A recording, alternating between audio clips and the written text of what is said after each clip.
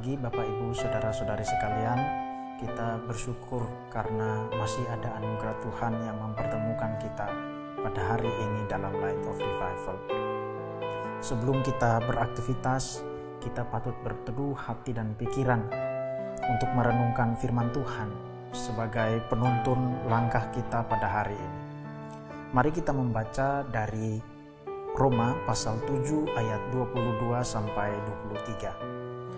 Sebab di dalam batinku aku suka akan hukum Allah, tetapi di dalam anggota-anggota tubuhku aku melihat hukum lain yang berjuang melawan hukum akal budiku dan membuat aku menjadi tawanan hukum dosa yang ada di dalam anggota-anggota tubuhku. Batin yang berbeda. Bapak Ibu, saudara-saudari sekalian, ketika kita berbicara tentang manusia, kita tahu bahwa manusia itu kompleks. Manusia memiliki perasaan, memiliki emosi, pikiran, pertimbangan, kehendak, dan banyak hal lainnya. Di dalam diri manusia sering terjadi dilema, terjadi pertentangan batin, pertentangan pikiran. Orang lain tidak bisa selalu menebak mana yang akan keluar sebagai pemenang dari hasil pertentangan atau peperangan batin atau peperangan pikiran itu. Penebak yang paling mungkin menebak dengan tepat adalah orang itu sendiri dan tentu Tuhan yang mengetahui segala sesuatu.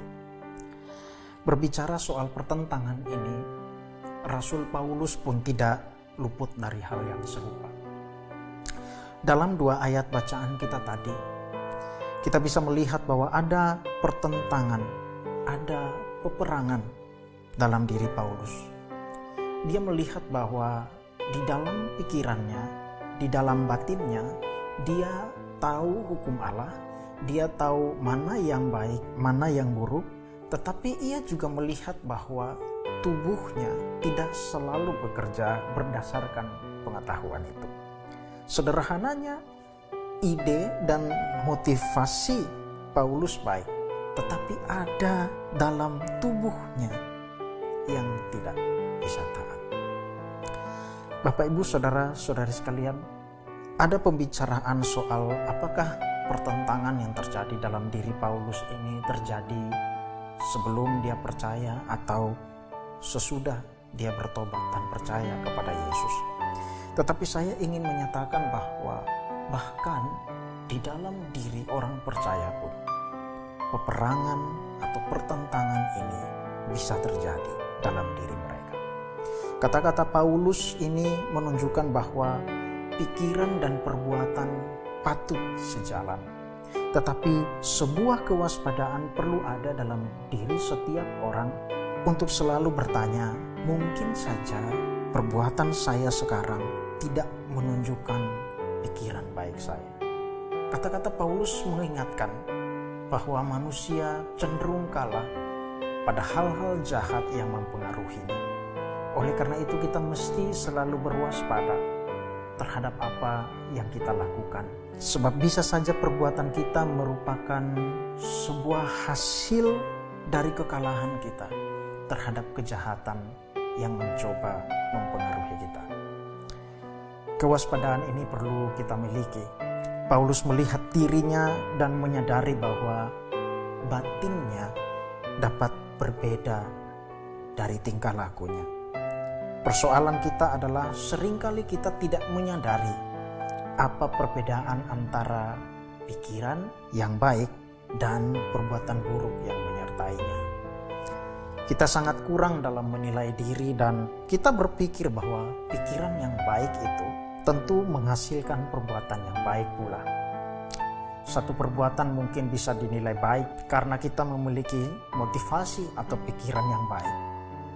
Tapi ternyata Paulus tidak memandang demikian. Mari kita berwaspada dan jeli melihat batin kita yang berbeda dari perbuatan kita pada hari ini. Kita berdoa. Bapa, di dalam nama Tuhan Yesus Kristus, renungan yang sudah disampaikan, hamba berdoa supaya Roh-Mu bekerja di dalam hati setiap orang yang mendengarnya, supaya ada kesadaran, ada kejelian di dalam hati masing-masing orang untuk bisa membedakan antara pikiran mereka yang baik dan bisa menilai perbuatan mereka yang tidak sesuai dengan pikiran yang baik itu. Kami butuh kejelian itu, dan hamba berdoa, tidak mungkin Tuhan kami mendapatkan itu dari dalam diri kami. Roh-Mu dan anugerah-Mu yang membuat kami mampu mendapatkan kejelian itu. Tuntun kami pada hari ini, ampuni dosa dan salah kami, demi Kristus kami berdoa. Amin. Bapak, Ibu, saudara-saudari sekalian, jadikanlah firman Tuhan sebagai pelita dan terang yang menuntun langkah hati dan pikiran kita, supaya kita bisa jeli melihat perbedaan antara batin kita yang baik dan perbuatan kita yang jahat, perbuatan kita yang buruk, supaya kita bisa terus mengevaluasi kehidupan kita dan menuju ke arah kehidupan yang baik, yang sesuai dengan kehendak Tuhan. Tuhan memberkati Bapak, Ibu, saudara sekalian.